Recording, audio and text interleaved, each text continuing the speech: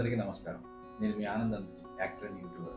Early morning 7:30కి పాపనాశనం వచ్చాము. Papanasanam dam ఒకసారి చూసానంటే మీరు చాలా బాగుంది, కానీ కోతులు చాలా ఎక్కువ ఉన్నాయి, జాగ్రత్తగా ఉండండి ఫోటోలు తీసుకునేటప్పుడు. పాపనాశనానికి దగ్గర 50 మినిట్స్ ఉంటాయండి. 50 మినిట్స్ స్టెప్స్ దిగిన తర్వాత వ్యూ ఏ విధంగా ఉంటుంది. ఆ తర్వాత మనం పాపనాశనం వాటర్ తీసుకొని నెత్తిన చల్లుకున్న తర్వాత మనం పక్కన ఉన్న గంగమ్మ తల్లి ఆశీర్వాదం తీసుకున్నాము. గంగమ్మ తల్లి ఈ విధంగా ఉంటుంది.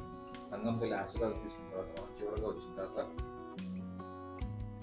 కారణానికి వచ్చిన తర్వాత మనం పాపనాశనం యొక్క డ్యామ్ చూడవచ్చు. మనం బయట నుంచి డ్యామ్ చాలా బాగుంటుంది. అది మొత్తం ఒక లోయలో ఉంటుంది, చాలా అందంగా ఉంటుంది. అక్కడ మనం ఫోటోస్ తీసుకున్న తర్వాత మనం పాపనాశనం నుంచి వెళ్ళిపోయేటప్పుడు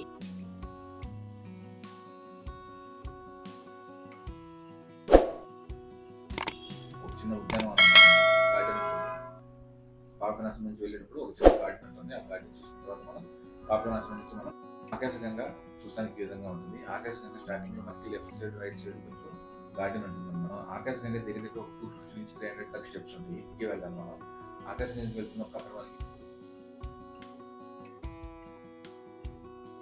చూడండి, ఇక్కడ హిస్టరీ కూడా రాసి ఉంటుంది. ఆకాశగంగా హిస్టరీ. ఆ పక్కనే విష్ణుమూర్తి గారు, శ్రీదేవి భూదేవి ఉంటారు. పక్కన చిన్న జలపాతం ఉంది. ఆ చిన్న జలపాతం స్లోగా పార్తు కిందకి వెళ్ళి పెద్ద జలపాతంగా మారింది. మనం కిందకి వెళ్ళి మళ్ళీ ఒకసారి చూపిస్తాను మీకు. చిన్నగా వచ్చి ఇక్కడికి వచ్చేసరికి కొంచెం పెద్దదైంది. ఎట్లా పెద్దదైందో అర్థం కాదు. ఇక్కడికి వచ్చి కొంచెం పెద్దదైంది. అక్కడికి వెళ్ళేసరికి చూడండి ఇంకా పెద్దగా ఇదైంది. కిందకి వెళ్ళేసరికి ఇంకా పెద్ద జలపాతమే లాగుంది. ఇదిగోండి, ఇక్కడ అంజనాదేవి బాలాంజనేయ స్వామి టెంపుల్ ఉంటుంది. ఈ బాలాంజనేయ స్వామి టెంపుల్ లోపల నుంచి వెళ్ళి అక్కడ వస్తున్న ఆకాశగంగా తీసుకుని విధంగా కట్టారు. ఇక్కడ పెద్ద వాటర్ ఈ విధంగా వస్తుంది. ఇక్కడ కొంచెం మనం మంచిగా తీర్థంలాగా తీసుకొని మనం కళ్ళ మీద వెళ్ళిపోవచ్చు. మళ్ళీ అక్కడి నుంచి కిందకి వెళ్ళిపోతున్నాం.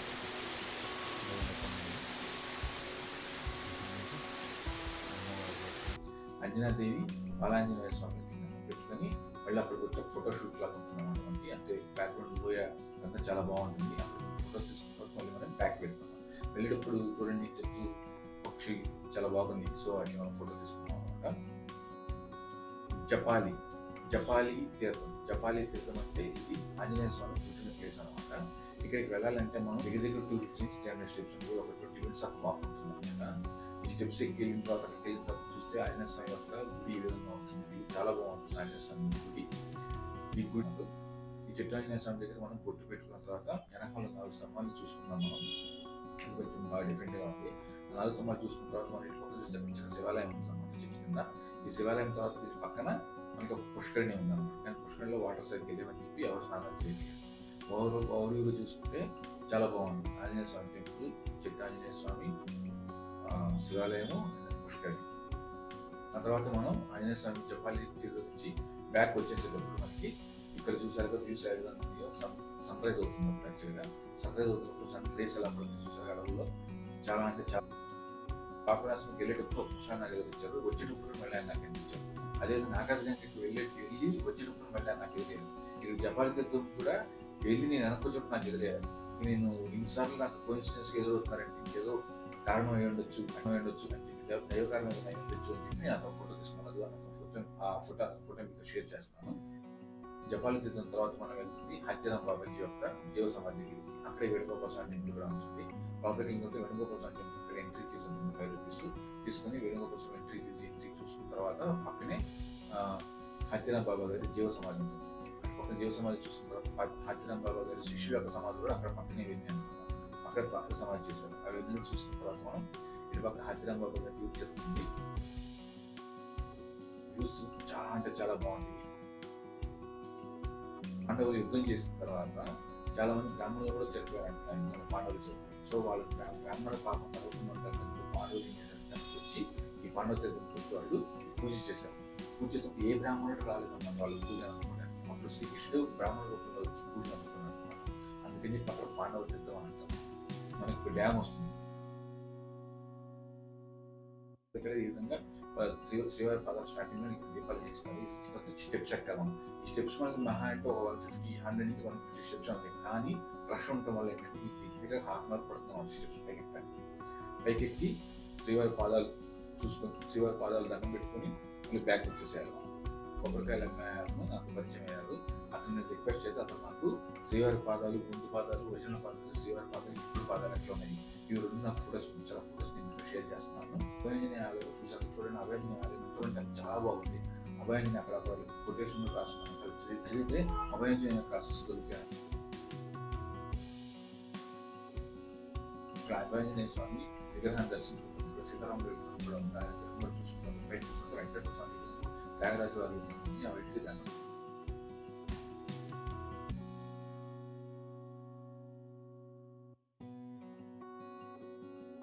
ప్లేస్ ఏంటి అంటే శిలాతోరణం. ఈ శిలాతోరణం చక్రతీర్థం పక్కన ఉంది. ఇది చాలా పెద్ద ప్లేస్. దగ్గర మనం శిలాతోరణం దగ్గర మనం 2 hours స్పెండ్ చేయొచ్చు. గార్డెన్ అలాగ ఉందో చాలా అంటే చాలా బాగుంది. శిలాతోరణంలో మీరు ఎంత టైం స్పెండ్ చేయగలరో అంత టైం స్పెండ్ చేయొచ్చు. ఎందుకంటే అది ప్రతి ఒక్క సీన్ ఫోటో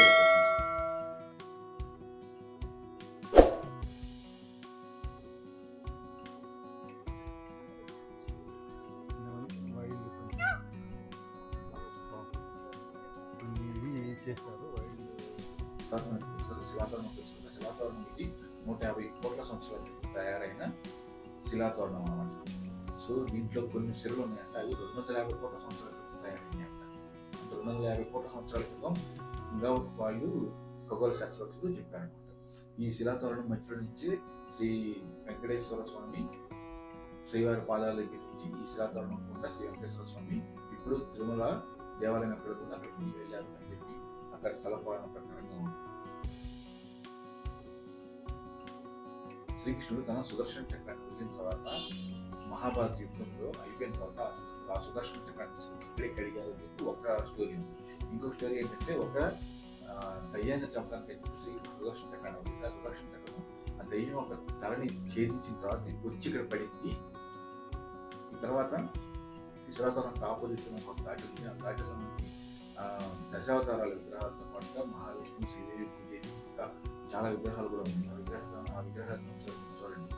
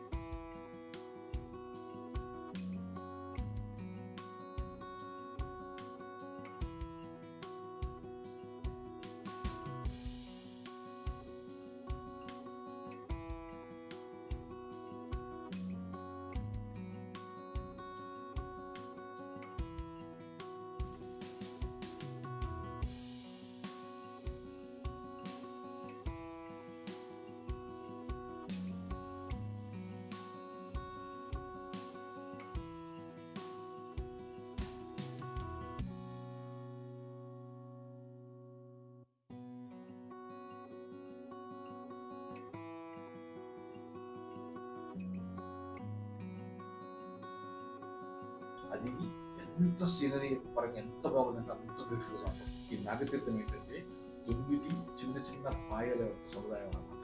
ఈ 9 పాయలు కొండలో నుంచి డిఫరెంట్ ప్లేస్ నుంచి డిఫరెంట్ మూలికలు టచ్ చేసుకుంటూ మొత్తం వచ్చి నాగతీర్థంలో పోతుంది. కాబట్టి ఇక్కడ నాగతీర్థంలో వాటర్ నిత్య యవనంగా ఉంటాము అని అంటారు.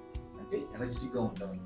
అది ఆ మూలికల యొక్క సారాంశం. ఆ మూలికల యొక్క సారం తీసుకుంటే వస్తుంది కాబట్టి ఆ వాటర్కి అంత బలం ఉంటుంది అని నమ్ముతారు.